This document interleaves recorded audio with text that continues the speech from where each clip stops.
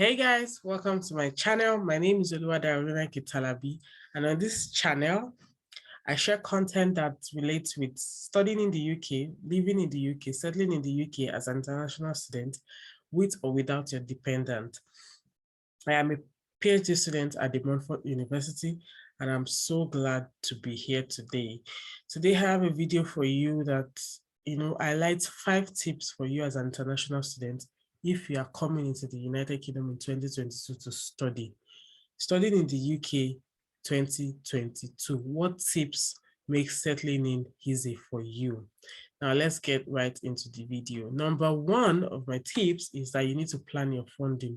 You need to be sure where you're going to get your full tuition, your IHS fees, your visa fee, your maintenance fee for 9 months, and all the various spendings that is involved with studying in the UK. Please research on scholarship opportunities if you have to, or any funding opportunities that makes, all your expenses easier to deal with, because there's so much bills, there's so many spending, there's so much money to spend around there, and you don't want to be relying on part-time jobs that actually cannot cater for all of this spending. So please do your research, and you can check some of my videos how that have, jobs in recent times on this channel that talks about how to study free in 2022, some scholarships here and there that I've been able to come up with and make as content on this channel.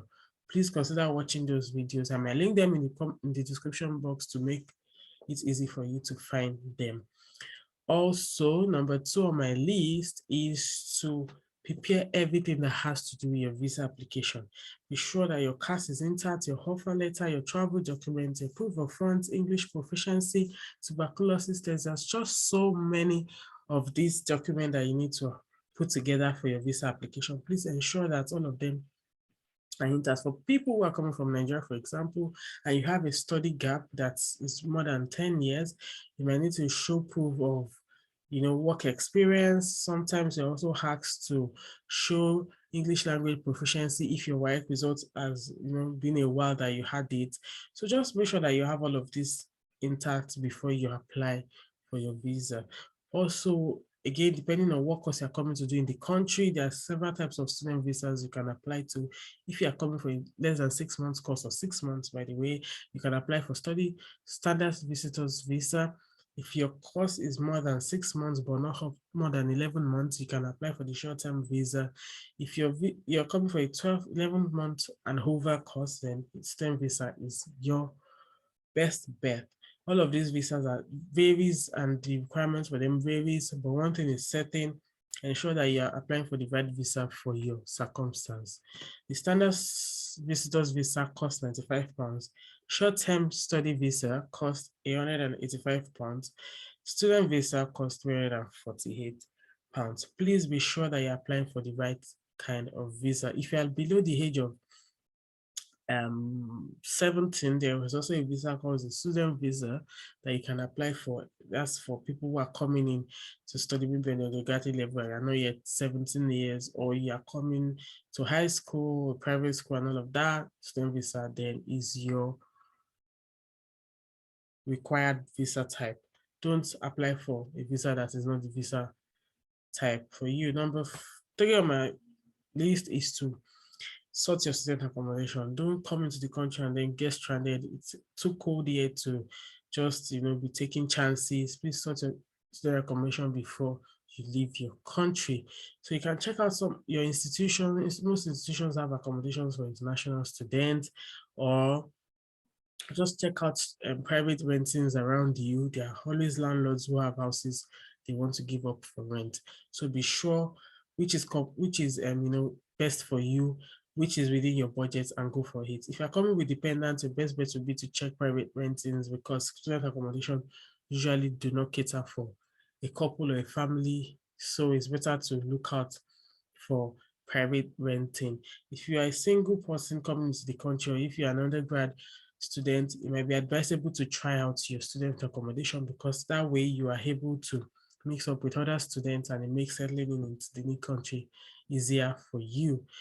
But what's more important in all of this is whether you're coming by yourself or coming with your family or coming with dependents for first degree or second degree or even your PhD, please ensure to sort out your accommodation and be sure how you are going about it before you fly out to the UK. Number 4 on my list is to prepare for the British life. The British people, their culture, weather, food is different from where you're coming from, at least if you're coming from Africa, and you need to understand that being open-minded is very key. You should learn about the culture. The weather is mostly cold. And again, like I would say to people, there is no bad weather. It is just bad dressing. So be sure of what you're bringing in that will help with the weather. And just be open-minded. Prepare yourself for all of the changes that will come to you. Like they say, change is a really constant thing. And when you're in Rome, it's important to behave like the Romans.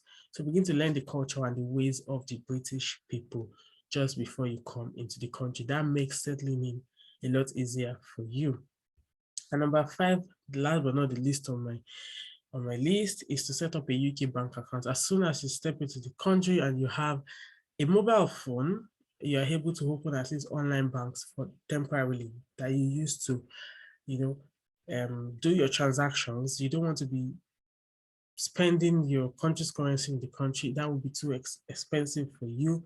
So consider opening accounts that are at least online and don't require so much documentation. So most commercial banks in the UK expect a lot of documents for them to be able to open a proper account for you. But pending when you're able to get all of those recommendations, you can open up a Monzo or Revolut account. I have some links I'll drop in the description box that makes it easy for you to apply for some of these accounts to be set up for you, pending when you're able to get a proper commercial bank in the UK. So guys, those are my 5 tips for you for today. I hope that you found this helpful. If you do, please consider subscribing, like this video, share, and let me know if you have any video requests down below, and I will be sure to get right to it. I hope to see you again in my next video. Bye.